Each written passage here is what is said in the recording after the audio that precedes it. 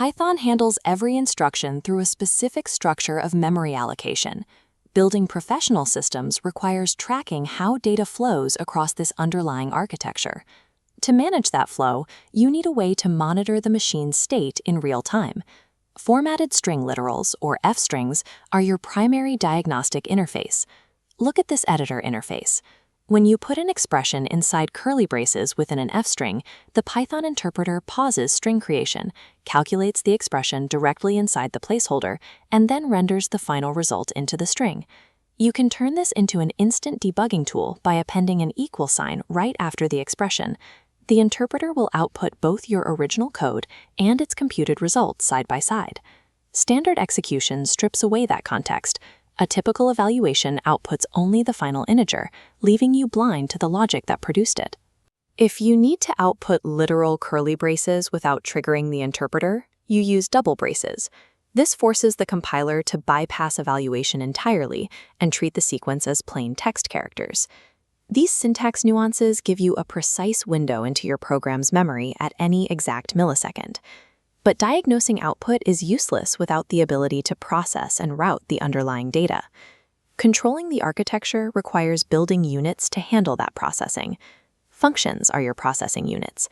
They operate as abstraction layers, hiding complex implementation details behind a single callable name. There are two distinct types of these units. The first is a void function. It executes an action, or a side effect, but it yields absolutely no data back to the main program memory. This is a user-defined function block executing several print operations. It pushes text out to the user's screen, but capturing that execution in a variable leaves you with an empty none state. The data leaves the pipeline, ending its useful lifespan inside the machine. A fruitful function, on the other hand, ingests inputs, evaluates them, and generates entirely new, usable data objects. The mechanism that enables this is the return statement. Return explicitly hands evaluated objects back up to the caller's memory block, so the rest of the program can actually use them. A print command is a dead end on the console. A return command is a bridge to the next computational operation. Relying on void functions creates dead ends in a program. Fruitful functions act as the interconnected building blocks of robust software architecture. Once you have data flowing between functions, you have to tell it where to go. Selection statements are the rigid routing mechanisms that dictate this path. Look at an if, elif, and else block. It operates as a sequential series of condition-based evaluation gates. These gates enforce strict mutual exclusivity.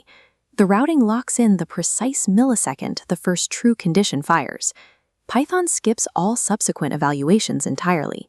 It ignores false conditions above the trigger and bypasses any remaining blocks below it, preventing conflicting state mutations. The integrity of this routing depends entirely on how you evaluate the data at the gate using Boolean comparison operators. A single equal sign assigns a value directly into a memory slot.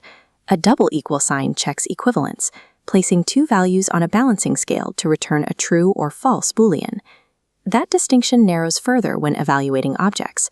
The double equals checks if the contents inside two separate boxes match.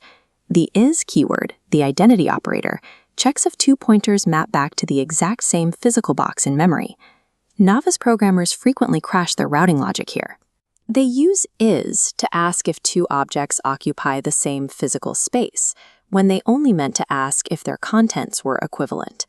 Because the interpreter constantly creates new objects from literals, immutable objects like strings can hold completely identical text while occupying entirely unlinked memory addresses. Precise system routing demands absolute certainty regarding whether a condition evaluates what a variable contains or where it physically exists. Routing handles direction, but loops provide the engine. They drive the automated, repetitive tasks within the architecture. A for loop is a definite loop. It is engineered explicitly to traverse a known, finite sequence, stepping through lists or arrays element by element. This precise stepping makes it the correct engine for the accumulator pattern, a structural tool for gathering and synthesizing data across multiple loop iterations. To function, accumulator variables must be initialized outside and before the loop block. If you declare them inside the loop, the variable resets to 0 on every single cycle, destroying your data. The alternative engine is the while loop, categorized as an indefinite or sentinel loop. Where the for loop traverses a set finite boundary, the while loop relies entirely on open-ended state conditions. It executes its block of code repeatedly for as long as its core Boolean condition evaluates to true. That open-ended nature introduces a significant architectural vulnerability, the infinite loop scenario. If you fail to explicitly update the loop variable inside the block, the true condition never breaks. The loop spins continuously, consuming processing cycles until the system hangs. Safe architecture requires you to select the correct engine for the task, utilize for loops for bounded array traversal, and restrict while loops strictly to dynamic, condition-based states. A professional application operates as an integrated factory of memory and logic. These modular components physically link together into a singular, resilient data pipeline. The evaluated data returns from the Fruitful function and is formatted directly into an F-string diagnostic readout.